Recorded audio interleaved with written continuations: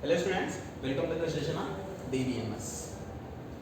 In our today's session, we are going to see one more new topic, that is roles in the database environment. See ma, what are the roles? See, whenever we are having different kind of people, those who are working onto the database, we are categorizing them in a rules format. Okay, who are involving in the database. Already I told you people about the components of database. Right, where we will be having software, hardware, and people, and then we will be having procedures. Okay, we might have seen all those particular things, right? If it is not, just go for that particular video, that will be very clear to you people. Okay, and in our today's session, we are categorizing them. Those who are making use of those particular database, we are categorizing them in this particular format. What are the roles that they are playing in a database environment? The first and foremost role that we are having is database administrator. Database administrator, or else simply before going for the database administrator, I will be discussing about the data administrator.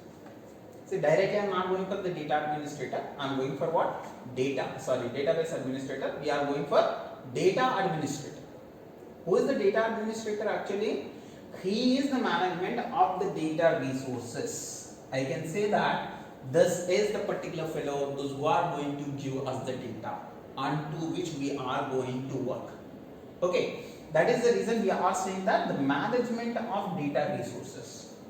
Resources can be anything. It can be a Google search, it can be a person, it can be an employee, it can be a student.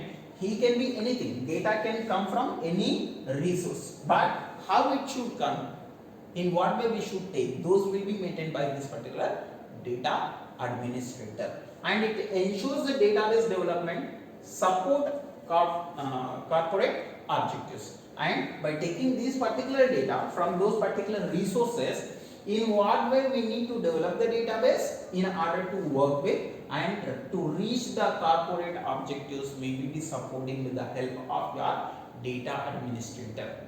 We will be gathering the data from different kind of resources. For example, you see, at present we are having a pandemic situation, right? In every district, we will be having number of mandals.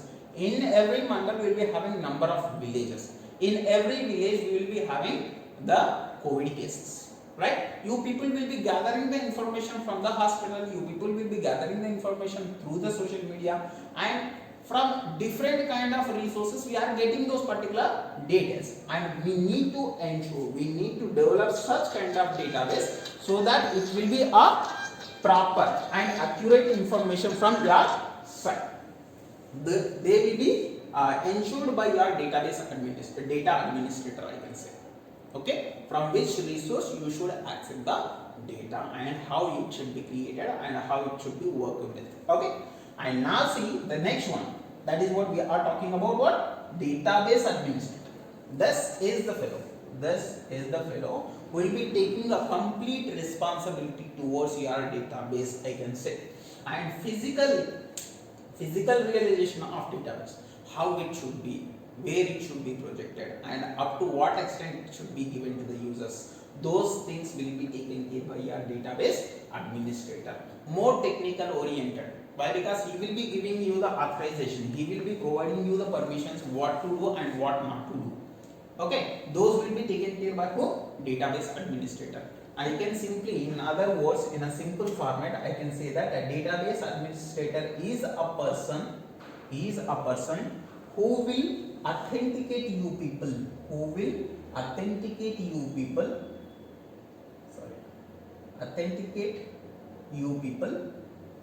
simply say authenticate the people, up to what extent you could access the database, up to what extent you can manipulate the data, in what structure the data has to be stored, in what way it should be accessed by the users.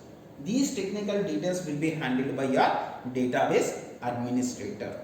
Okay, and users can access the database in different kind of formats like, okay, and database administrator will be providing you the control over the users. Control over the users means number of users will be there, up to what extent user 1 can access the database, up to what extent user 2 can access the database. These things will be taken care by your database administrator.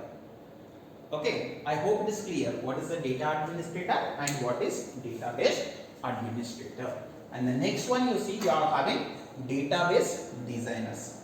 What it is? Database designers. When we are talking about the designers, if there is a proper design for your database, if there is a proper design for your database, then I can say your project will be developed in a good manner. If there is no proper design, if it is not designed good, then the development will also be done in wrong manner. Okay, so in order to not happen that, your database designers will take care of this design of your database, so that you can develop a proper database. So while they are developing this database, they will be talking about the data structure in which they need to store the data, and the storage, how it should be stored, and what are the devices that need to be managed, and how it should be stored into your devices. And see, data to be stored. Already data administrator has given us the resources from which we need to take the data, and what data has to be stored in the database designer. Say suppose if you are storing a student database, then you need to store only student details. You should not store faculty data, right? Like that, we people will be having restriction towards our database. Okay, and this database designers, when we are talking about the database designers, logically it will be designed and physically it will be designed. When we are talking about the logical designing, it will be identifying the data that we are going to store in our database. It will identify the data, and when we are having multiple data to store in a database, it will be identifying the relation between the data. Okay, it will be storing the relation between the data. It will be explaining us in what way we are going to store the data in a logical manner. It will be showing us the relationship between the data to data. Okay, and then physical design, you see in this realization of logical database. Realization of logical database means we are explaining in what way we need to store the data, in what way we need to relate the data now in physical storage, how it should be stored. Those details will be managed by physical database design. And then next we are having end users. Application programmers. These are the programmers which will develop the programs in order to access the database by the users. See, every program, every application that is accessing the database will not be having the same kind of knowledge in order to access the database. So, application programmers will be developing the databases, okay, by using rapid application programming. Okay, they will be developing the application from the front end. They can access the database. Okay, for example, as we have taken the Facebook example, see, you people will be using the front end application. You doesn't know where your picture is storing, where your video is going to store, where your comment is going to be stored. Okay, but still you people can access that particular data from your application. Those application programmers, those applications will be developed by the application programmers. And the next one is end users. These are the persons, those who are making use of all these things, or simply I can say your database. Those are making use of the database, they are called as end users. These end users are categorized like this: Navy users and sophisticated users. And the next role is your end users. End users are the persons, those who will be making use of your complete database, and whatever the things that are done by these particular roles will be utilized by whom? Your end users. While we are speaking about the end users, depending on their usage, depending on their knowledge, we can categorize the end users in these two categories: Navy users and sophisticated users. See ma, Navy user is a user. Navy user is a user to whom we will be not having any knowledge about the database management system, and they will not know about the database and how the database has been created, how the database structure will be, how it will be stored, where it will be stored, and who will be designing that, what is the database administrator. Those kind of details will not be known by your Navy users. They will be using application programs in order to access the database. Application programs in order to access the database, and they will be accessing the data and they will be modifying the content, they can alter the data, they can do the operations that they want to do onto the database, but they will be not having any knowledge about the database.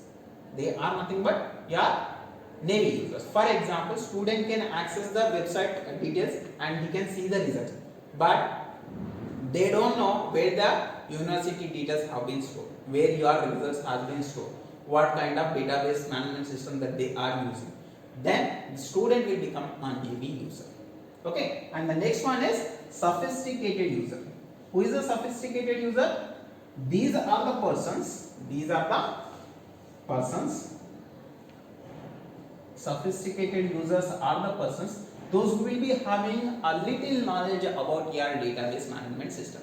They know few queries onto which they can work and they can handle the database. If they are having any knowledge about the about the database management system, then those persons will be called as your sophisticated users. I can simply say that those who are having knowledge about your database management system. Initial knowledge, few queries, those are familiar with the few queries of your database management system, they are nothing but your sophisticated users. Such kind of users will fall under your end users. There will be one more user, specialized users, those who can create the programs onto your database management system. Okay, such kind of users are called as specialized users. Okay, I hope these roles are very clear to you people. That's it for now. If there is any doubt, just let me know by your messages so that we can clarify in the next video and we'll go for the further details. That's it for now. Thank you.